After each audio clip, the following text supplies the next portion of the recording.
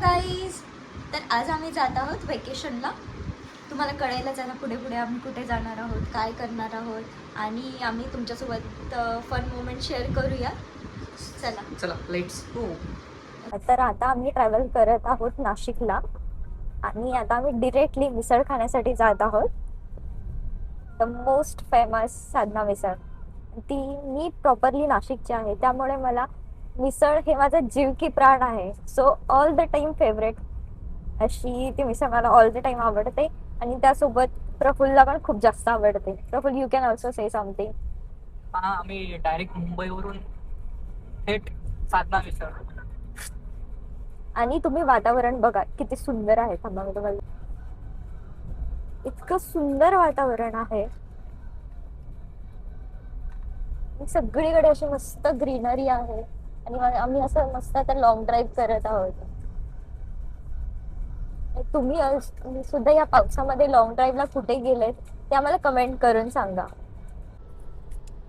पावसाळ्यामध्ये महाराष्ट्र इतका सुंदर दिसतो की बस. म्हणजे पावसाळ्यात काही मजाच वेगळी असते बाहेर फिरण्याची, काही अशी मस्त चमचमीत पदार्थ खाण्याची आणि काहीतरी असं एन्जॉय करण्याची आणि चहा किंवा कॉफी एन्जॉय कर. आपल्या फेवरेट व्यक्तीसोबत फिरणं म्हणजे एकदम भारीच या वातावरणात.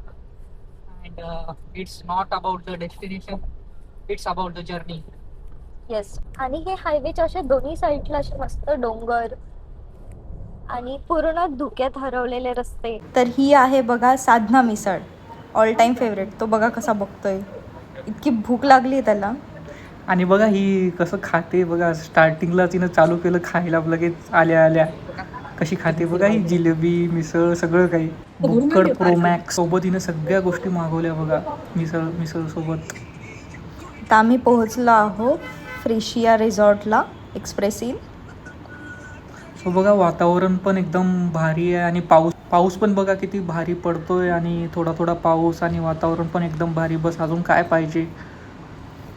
आता आम्ही तुम्हाला रूम टूर देऊ. हा, आता पुढच्या 2 दिवस आम्ही इथेच राहणार आहोत. इतका मस्त रूम आहे हा आणि प्रॉपर सेटअप आहे, सोफा वगैरे अँड प्रॉपर.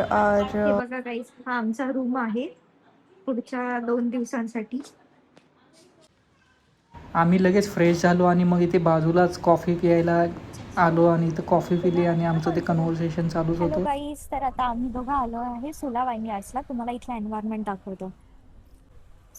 सो इथे विकेंडचे चार्जेस आहेत 1000 रुपीज अँड वीकडेजचे चार्जेस आहेत 600 rupees to entry into the Sula wine.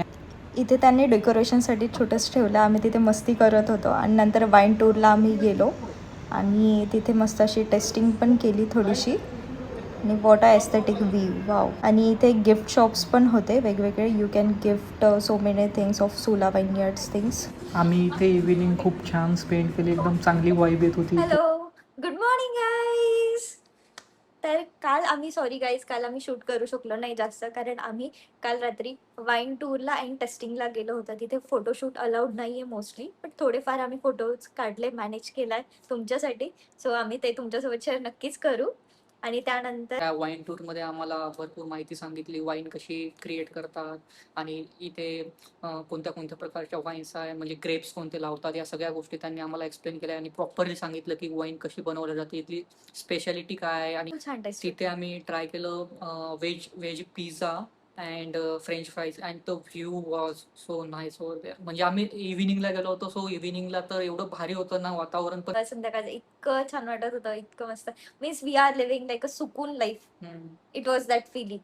You can imagine, and you can also visit this Sula Vineyard place. Means it's very nice, and food is also good, and there is a stay options also there.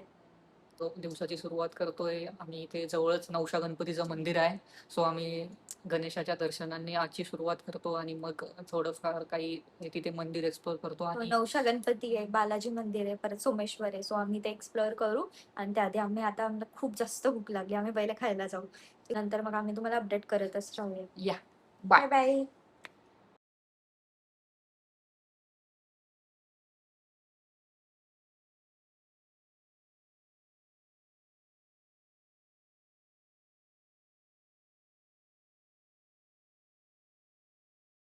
आताच